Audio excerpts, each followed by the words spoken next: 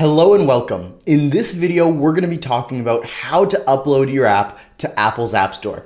So what I'm really excited about today is you've just went through all the pieces when it comes to creating your build for Apple and Android, your IPA and APK files, and hopefully you just watched the video on how to upload to Google and how to create your privacy policy, because in that video, I go through something really important, which is creating your privacy policy. And also when it comes to uploading to Google, I go over your app description, your app short name, all these sorts of pieces when it comes to actually uploading your app, as well as the app name itself, and how best to go about that. So if you haven't already watched that video, make sure you go ahead and watch it, about uploading your app to Google and getting that done.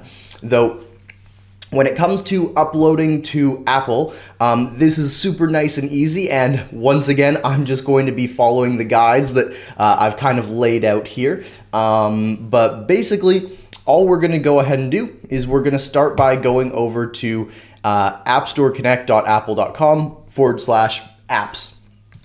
And when we get there, this will probably be blank. I've uploaded a couple of different apps over the years. My only 22 apps app is the 22 apps app right now, but we're gonna upload another one right here, right now. And to do that, you come up to the top left and you're gonna click this little plus button, and you're going to click New App. And then you're going to choose which platform you want it to go on. So you're going to select iOS, and you can name your app right here. So I'm just going to copy the name of the app we've been using, just like that. And then the primary language is going to be English. We'll do English US.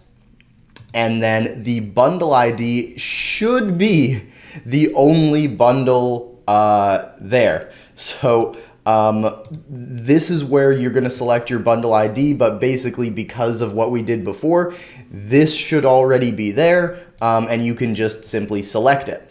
Then the SKU is, you can technically name this whatever you want, but the easiest thing to do is simply to title it the name of your app. So as you can see here, where it says, first click New App, ensure you've got the correct bundle ID, which we selected, and then it says, note, we recommend making the SKU the same name as your app's name without any spaces, or something easy to remember and identify.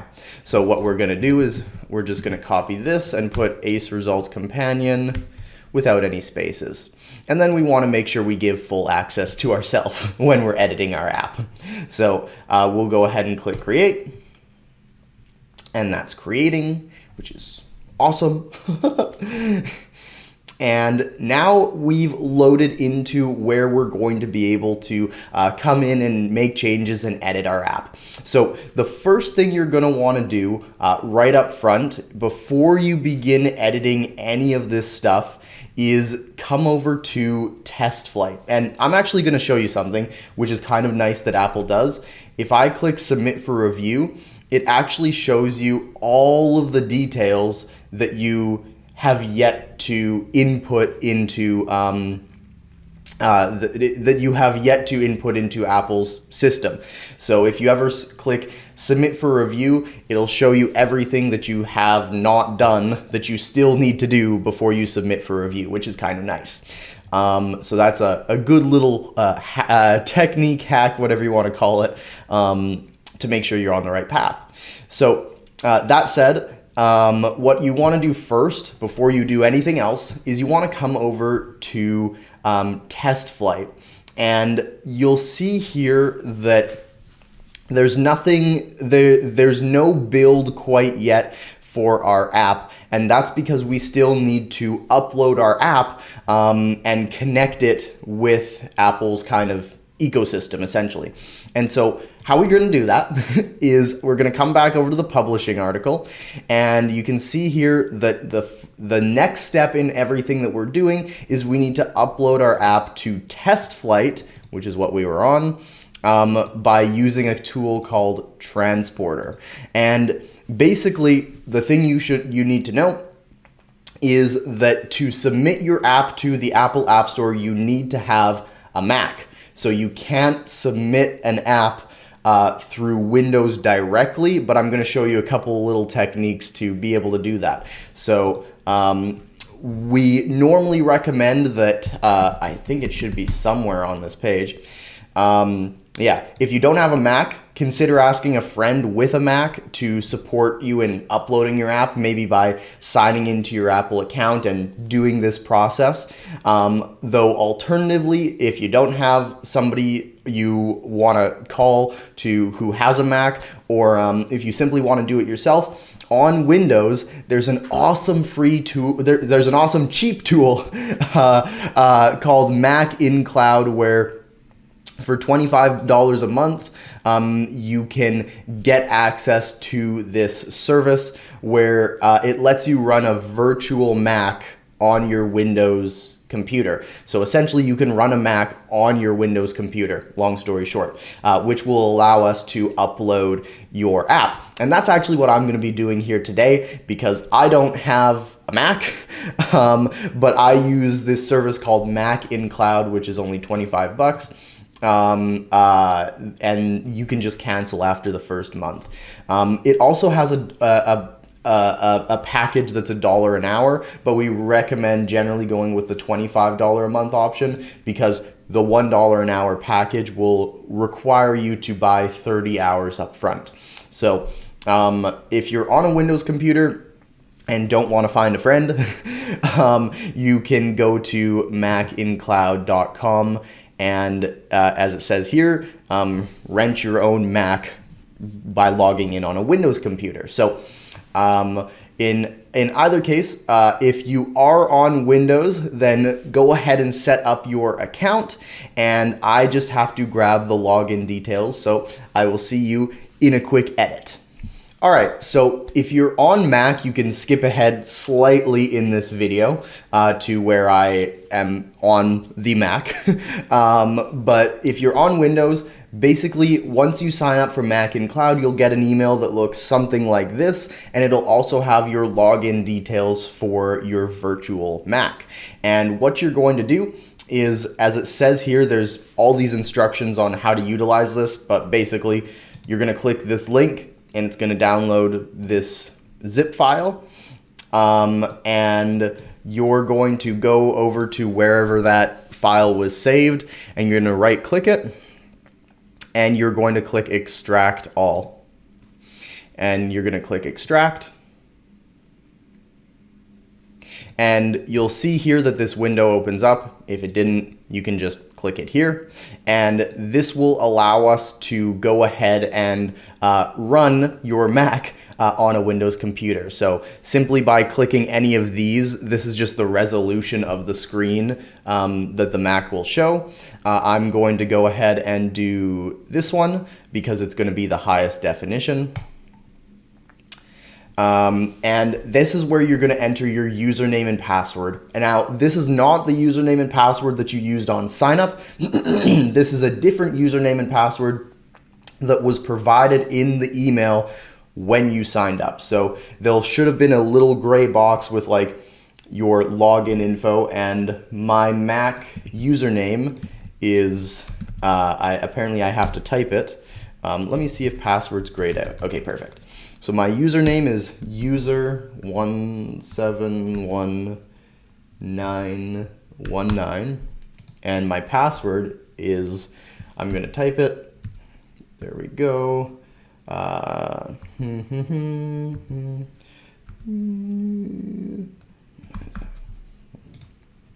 All right, so that should authenticate us, and we should be able to log into our Mac. And should everything work good, we will be in there nice, easily, and quickly. So it's just initializing, and if this takes too long, I'll do a cut.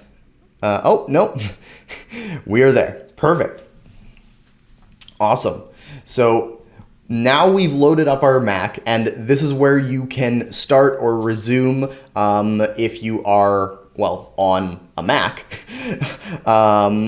And basically what you're going to want to do is the first thing you're going to want to do is make sure that you are logged into your Apple ID. That's going to be the very first thing you're going to want to do. And to do that, we come over to System Preferences, and the easiest thing to do is come over to System Preferences and then come up over to Apple ID. And I'm just going to sign out so that I can show you this process.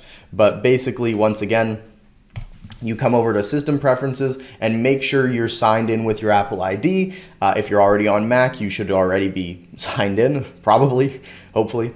But if you're not, I'm just going to go ahead and sign in with my Apple ID. Okay, and then that should be my password, and you may get a verification code. So I'm just going to go ahead and click Allow, and I'll type 911761. And that will log us in, which is awesome. So once this logs me in a second, and I think I should be able to go ahead and do things in the background while it logs me in. Basically, the next step that we're going to want to do is, as it says in our guide, we want to go ahead and download what's called the Transporter app from the Mac App Store. All right, so we're going to go ahead and download this app called Transporter from the Mac App Store. And apparently we need to re-enter our password, the same one that you would have used when logging in. 397, that should be it.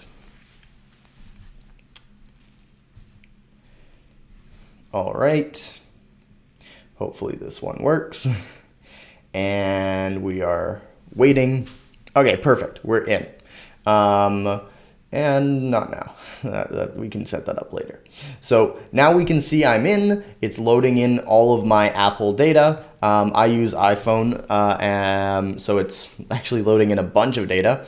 But basically, we want to come over to the the Mac App Store. So you can see here, the Mac App Store icon looks like this. If you don't see it there, you can come over to Finder. So Finder, and you can come over to Applications. And as it loads in a second, it will show the different applications that are on the computer, and you can open up the Mac App Store by double-clicking on it. So once you're in the Mac App Store, the first thing you're going to want to do is, if you're not signed in, make sure you're signed in. So I'm just going to go ahead and sign in again, and I'll click Sign In, and that'll, well, sign me in. And then we want to download, once again, the Transporter app. Transporter. All right. So you can see here, there's this Transporter app. And what we want to do is we want to click Get, and we want to click Install. I believe it might already be installed on this, but we're about to see. You want to click Get, click Install, and see now it is downloading. So we're going to let the Transporter app download. And whether you're on a Windows virtual Mac or you're on a real Mac, it's the same process. And then you're just going to go ahead and click Open. You can read through the terms of service. I've already read them before. I'm legally obligated to tell you to read them. And then it'll say, welcome to Transporter. Fantastic. We're going to click Sign In. And we are going to log in with our developer email.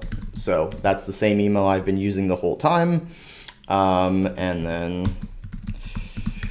we're going to click Sign In. It may ask for an identification code. Oh, no, it didn't. Wonderful.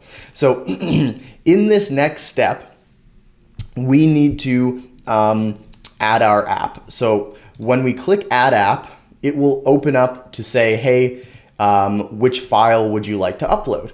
And this is where, if you're on Mac, it'll be really easy to simply select the IPA file that you downloaded through 22 apps. So it's called an IPA file. The Android file we uploaded was called, an APK file, but basically you would find what looks like, I'll kind of show you.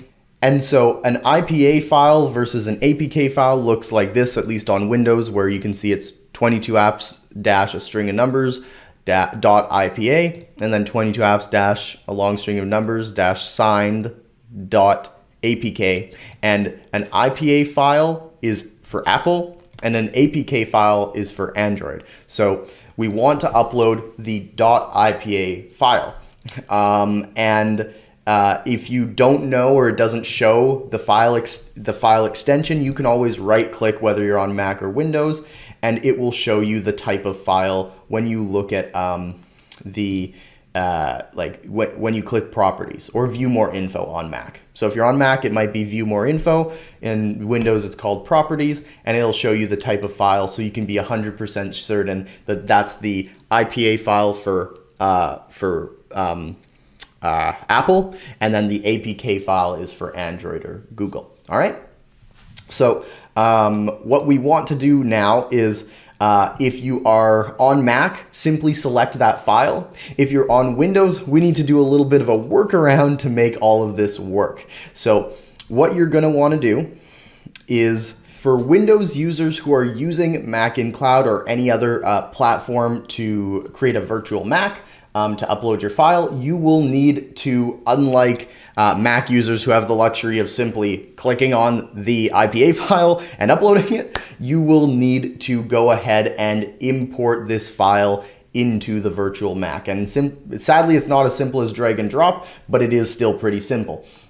Basically, as it says in our wonderful help article, we are going to be using a tool called WeTransfer to move that IPA file over to where we want it to be. So we're going to go ahead and come into this platform called WeTransfer, and we're going to select Add Our Files, and we can go ahead and select that file that we need. Once again, make sure it's the IPA file.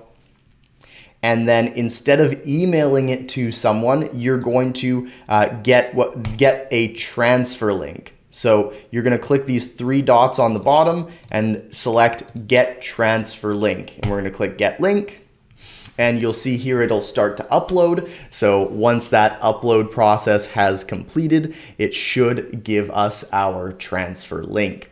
So we'll just wait 3 more seconds, and there we go. It's uploaded the file, and now it is going to give us our very special transfer link. So we're going to click Copy Link, and then we can come over into our Mac, and what we're going to do here is we want to come over to Safari, and then we want to go ahead and paste that link into Safari. So you can click copy on your Windows computer, and then you can click paste into Safari on Mac, and that will open up this WeTransfer link, where we can simply select I agree to their terms, and then we can download our IPA file. As simple as that. So we'll go ahead and click allow, and you'll see it'll start downloading down there. We can go ahead and close Safari as we don't need it anymore. But this is where, once that finishes downloading, and you can see it finished just by that little jumpy animation, we can go ahead and select our IPA file. Now, I have a bunch of IPA files because I've been working on this quite a bit. But you should only have one, which will be much more convenient for you. So mine is -20, and I'll expand this a little bit so I can see what I'm working with. Recent, and we'll go, I'll just drag it onto the desktop. So add app, desktop, -20. So you basically will upload that IPA file wherever it downloaded, and then here it will have uploaded through this service, and you can go ahead and simply click deliver. and that's going to start sending that app on over into where we wanted it to go in the first place. And we're just going to wait a couple more seconds, and then we're going to jump back into the test flight experience to be able to play around with and finish up on building our app. So it's just verifying right now. We're going to do a cut to where this finishes, and I look forward to seeing you there. Hey, awesome. So if you waited just a little bit, that will be done, and you can see that it's done because it says delivered on this time with a little nice green check mark. And how we know is we can go back over to our where we were going into Apple Store Connect, and you can go ahead and click on test flight again or refresh the page. And it should appear here if we go ahead and refresh the page. It might need us to come back and forth for a second. It looks like it's just loading. So you can see here it says version 1.0.68. That means that it's just loading in still. So basically, Apple is very restrictive of who they allow in their App Store, and so they actually have two approval processes. The first approval process is making sure that your app is what they call test flight compatible in the first place, which means that they don't even want you testing your app unless it's of reasonable quality. So that's why we normally will test with Expo before testing officially with Apple's testing platform, which is called Test Flight. But we're going to continue on for a minute because basically Apple needs to send off, by submitting to Test Flight, they're going to review your app and make sure it's all good to begin testing and all that kind of stuff. But for now, what we want to continue on with is uploading all of the information that we need for Apple. So you can see here that if we come down, there's all sorts of different things that Apple needs us to select when it comes to uploading our app. Now, the next thing we're going to want to do is, or the first thing rather, is upload our screenshots. So you can see here that it wants us to upload our screenshots for iPhone, and you can also upload them for iPad, but it's completely optional. I would actually not recommend it. Usually I just get away with using the iPhone screenshots. The one thing you'll see right away when trying to do it the same way you did it as Google is if you come here and go ahead and just drag on your screenshots, it's going to say, hey, whoa, like these screenshots are probably the wrong dimensions. And so what you need to do is you actually have to come in and make sure that these screenshots are the right dimensions. And how we're going to go ahead and do that is by using Canva. All right. So we can first start off by clicking Learn More, and it'll actually open up this screenshots kind of dimensions window. Though the easiest thing to do, like I said, is just simply come over to Canva like we've been using before. If you need a refresher on Canva, just go ahead and click the Canva training. And we want to come up here to the top right, and we want to click Create Custom Size. And we want to copy exactly what it has shown us or given us. So what we want to do is we're going to use 1242 by 2688. So 1242 by 2688, 1242 by 2688. And we're going to click Create New Design. And then we can go ahead and simply drag our screenshots that we took right onto the canvas. And so you can see here we've added all of our screenshots. And what we want to do now is in uploads, we can just drag and make sure that this matches or lines up with exactly what Apple wants. So we can go ahead and click Add Page, and we can just go ahead and add each of these screenshots and drag them to match the full width of the page. Oops. Just like this, Add Page. add the image, add the page, add the image. And then once we've done that, we're going to go ahead and click download. So we're going to go ahead and download all 5 of these pages. And then when that's done, we are going to go ahead and save it. Though this is an important thing, is Canva will always save your files as a .zip file, and that's relevant or important because you want to right-click that .zip file and click extract all. Or you can also alternatively double-click this zip file, but then you'd want to drag or move these image files onto your desktop. Either one will work finely. Though now that we have these image files on our desktop, just like we were attempting to do before, we can go ahead and we can drag all of them onto Apple. And you'll see here it says, we'll use blah, blah, blah, whatever. You can read that. And just like Google, we can drag them around and reorder them as we so need to.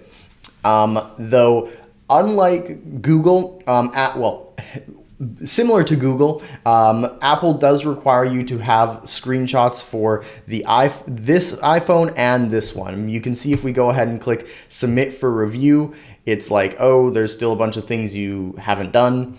And so I need to actually come in here and we need to add screenshots both for the 6.5 inch iPhone display and the 5.5 inch. So what the dimensions are, you can see here. The dimensions for this should be 1242 by 2208. And so we're going to come back over to Canva and we're going to do the exact same thing. We're going to go create a design, and we want to create a design that is, once again, 1242 by 2208. So 1242 by 2208. Okay, we're going to create new design. And then just same as before, we're going to go to our upload section in Canva on the left, and we're going to do the exact same thing as before. If it's not perfectly sized, don't worry about that. You can perfectly size it if you would like to spend that time, but I'm just, for the sake of today, just trying to get everything up and done as quick as possible. So I'm going to go through and upload all my screenshots. And it looks like that's done. So we're going to go ahead and click download, and it's going to download all 5 again in a zip file. When that loads.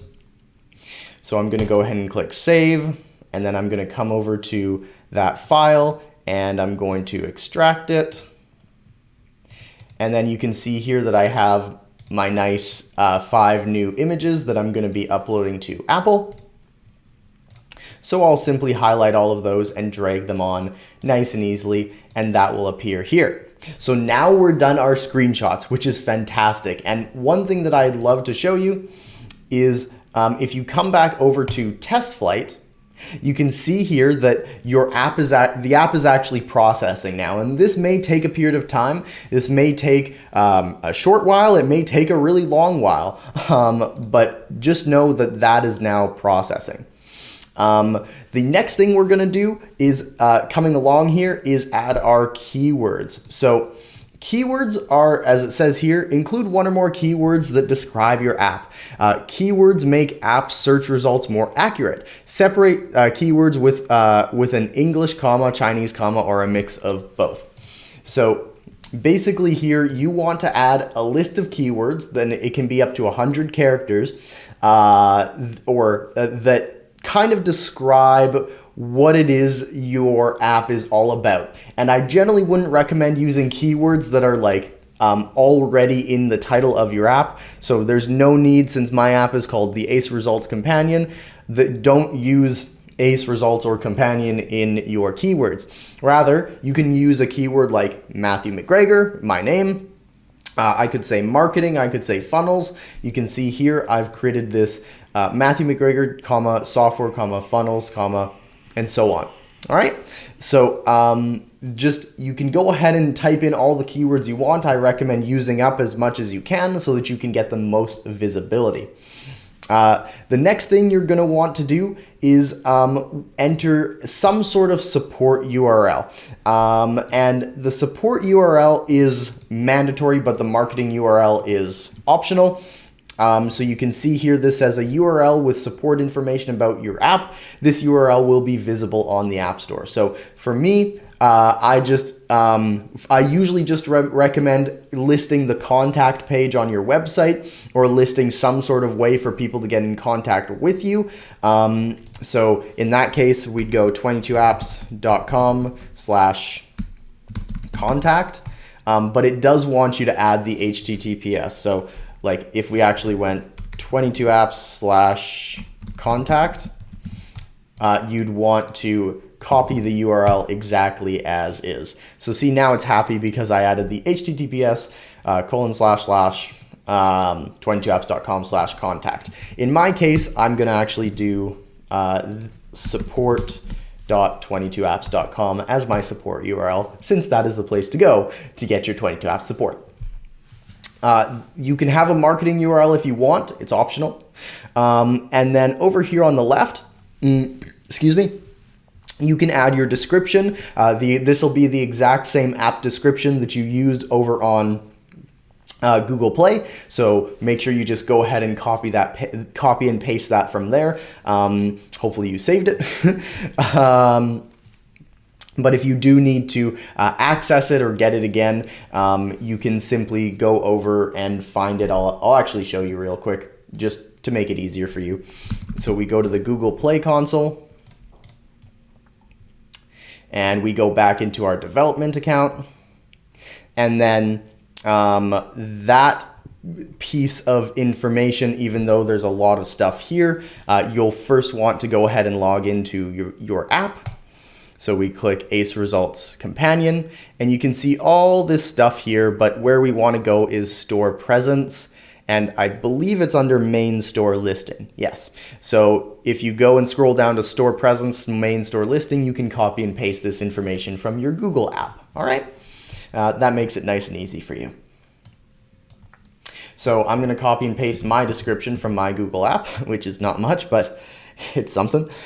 And then what promotional text is I'll just read it to you. Promotional text lets you inform app visitors of any current app features without requiring an updated submission. This text will appear above your description on the App Store for customers with devices running iOS 11 or later, or macOS 10.13 or later. And so, long story short, what this means is if you want to update your description in your app, Apple and Android will need to review that. However, if you want to update your promotional text is this field that appears at the very top of your app listing in the App Store. And it allows you to get some kind of promotional message across really nice and easily for people who are downloading your app for the first time. So for this case, we can just put something like brand new release of the Ace Results Companion. Download it now for all new content, or something like that. You have quite a bit of characters. You have 170 characters, so definitely make use of that to get an important message across for people who are downloading your app for the first time. So once that is saved, let's go ahead and click Submit for Review and see what comes up. So it says, oh, we're unable to submit for review. You still have to do a couple of things.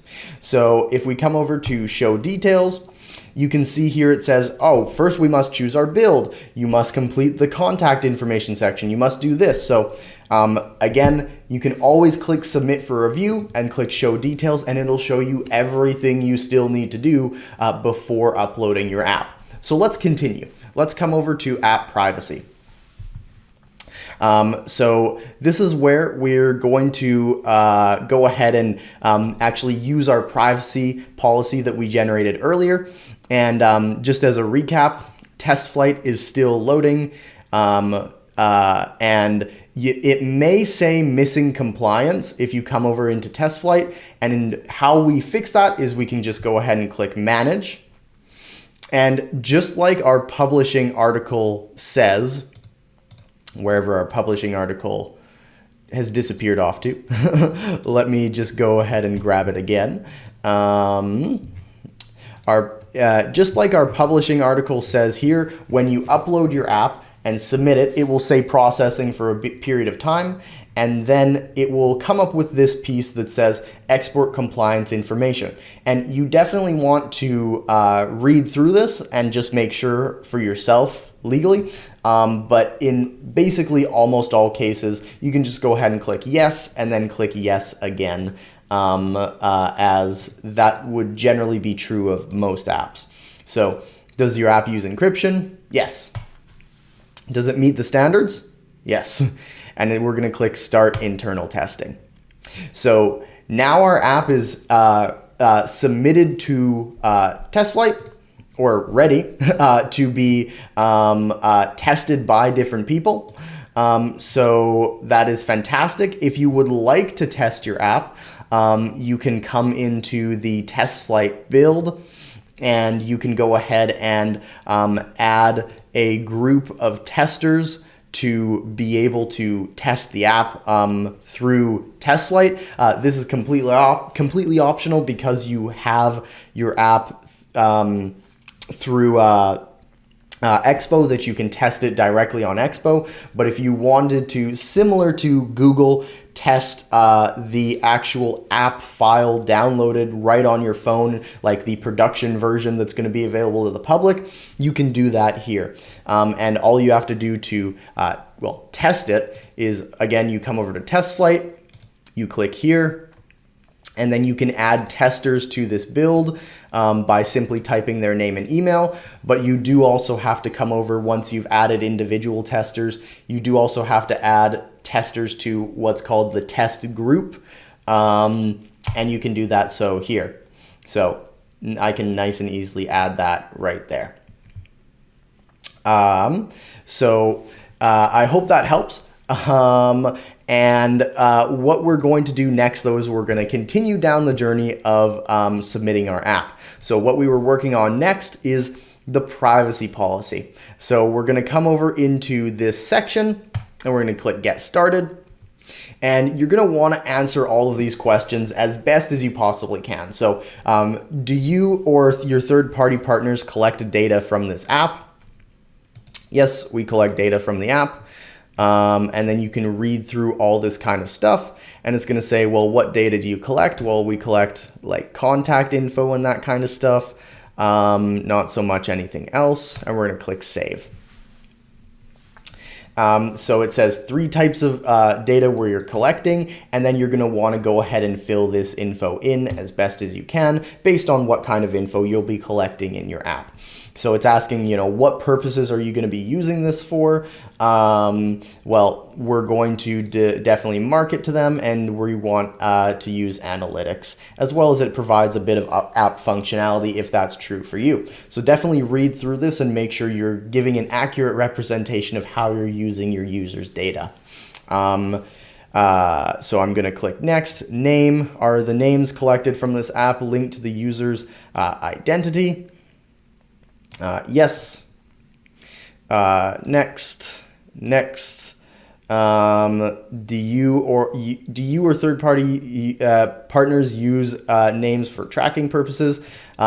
This basically means outside of the app. So you can see here, tracking is linked to the app for third-party targeting and this sort of stuff. So this is more for reference to third-party targeting and data. So we're going to say no, and we're going to click Save. And then same thing with email address. I'm just going to do something simple for this. But you don't necessarily, you would need to read through this in as much detail as you need to select the appropriate things. So we're just going to go ahead and say yes, no. All right. And then we're going to go ahead and click Publish. to basically publish these responses. And you can see here, this will appear on the products page, and it is, you have to, like, by law, update your responses if this changes. So just make sure you are aware of what you've inputted and know, like, oh, if I change anything in the future, I need to update my app accordingly. So we're going to go ahead and click publish to publish our privacy responses. And then that's done, but we still need to input our privacy policy URL. So you can come over here, and we're going to paste in the exact same URL that we used before. So I'm going to come over back to 22 apps. I'm going to click privacy policy and generate now. And I totally forgot to use before, I forgot to copy down the privacy policy, but you can just go ahead and either generate a new privacy policy, or you can use the same one that you used when generating your original Google one. So I'm going to copy this, copy link, and I'm going to paste it right in there. So user privacy choices URL is optional, but you do need your privacy policy. So we're going to click save. And then we are going to go ahead and continue on in our app submission journey. So generally the easiest thing to do is simply go down and scroll through all of these pieces on the left. So we've actually completed app information. We haven't done pricing yet. We've done app privacy. Ratings and reviews should just be like any reviews that you get on your app. But we can, as always, see everything we need to submit our app for review here. So we can see we need to still choose a build. We need to complete the contact information section. We need to select a primary category. We need to choose our stuff in pricing. We need to select the level of frequency for each Apple content description. And we need to set up all this kind of stuff. So to kind of continue on below the information that we just inputted for this version, you can see here we need to select our build, and to do that you just go ahead and select your build just like this. We're going to click done, and then we want to continue scrolling down, and we don't need Game Center or anything like that. If your app does have some sort of members portal where somebody's going to be needing to log in, you will need to provide that login information here, as well as your contact information for that. So you see this person should be who should be contacted if the app review team has any questions. So I'm just going to put myself, Matthew McGregor, and we're going to put our phone number and our email, and then any notes that might need to be made in order to help them go through this kind of process. And we're going to go ahead and click save to save that info. So it somehow knows our phone number is not valid, so we're going to go ahead and type 204-445-1122, and we're going to click save. And then if we go ahead and we click submit for review, it's going to still tell us that there's a bunch of stuff we still have yet to do. So the next thing that we can go ahead and do is let's go to the content rights information in app information. So if we go ahead and click app information, we can see our name of our app is Ace Results Companion. We can have a subtitle if you want. So the best place for marketing your business. That's a bit too long. Market your business online is good. And then as we kind of scroll down through this area, we'll get to the content rights section, and it's like, does it show any third-party content or not? So I'm going to select no, it does not contain any third-party content. And then we have to set the age rating as well. Does it have any of this? No, no, no, no, no, no, no, no, So you can kind of just go through all of this, and then it says, does it contain unrestricted web access such as an embedded browser? It does. This one does not. Does your app contain, and by the way, if you link outside your app, using like links in the app, you can still select no, because the web browser is not unrestricted. It should still be restricted directly to your domain unless you happen to link off to a site like Google, then you'd select yes. Does your app contain gambling? No. However, it's saying, hey, your app's age rating could be any of this, but like, do you want to restrict it to a certain audience? You can choose to restrict it to 17 plus, even though it, if it's not meant or made for kids. So I'm actually going to select that, but you don't necessarily have to. It's entirely up to you. Then you're going to go over on the right side and select your app's category. So you can see here, primary category, we want to select education, and secondary category, we can select business. So once that's done, we can go ahead and click save. And as always, we come back over here and we can click submit for review, and it'll tell us what we still need to do. And so the next two things that we still need to do are right here, which is we must provide copyright information for the app we're adding, and you must choose a price tier in pricing. So I totally forgot to add the copyright information, which is still on this main page on the prepare your submission page, which is a little bit down near the app icon section. We need to add our copyright info. So as it says here, you might want to add, for example, 2008 ACME Incorporated. So we're just going to type 22 Apps Incorporated right there, and we're going to click save. And then when we click submit for review, it should show that the only thing left is our pricing. So if we come back over to pricing, and availability, we can choose our price. So we can set it to be free. We can set it to cost money. It's entirely up to you. I'm going to go ahead and we're going to make it free. And we're going to click save. And then once you've done that, you're basically done everything that you need to publish your app. And if I went ahead and clicked submit for review right now, it would actually submit this app for review, like for real. So I'm not going to go ahead and do that, but once you've finished all this stuff and you've reviewed it and you're happy with it, go ahead and click submit for review, and that will be sent off to Apple for review. Just know that when you click submit for review, you can't change anything in terms of all the stuff you just entered. It will be reviewed by Apple in the state that you submitted it.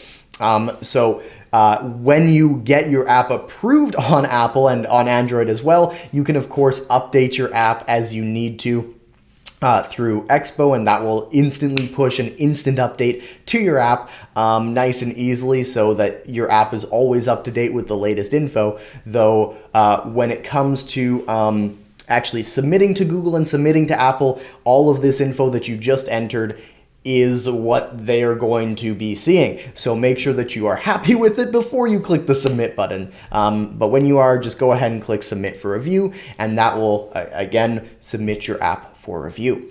In the next video, I am going to be talking about once you've gotten your app approved, or whether it's disapproved or approved, I'm going to be covering those things in future videos on how to do instant updates and just have a really fantastic experience moving forward with 22 apps. This has been how to upload your app to Apple. I hope you enjoyed it, and I look forward to seeing you in the Facebook group and having success very soon.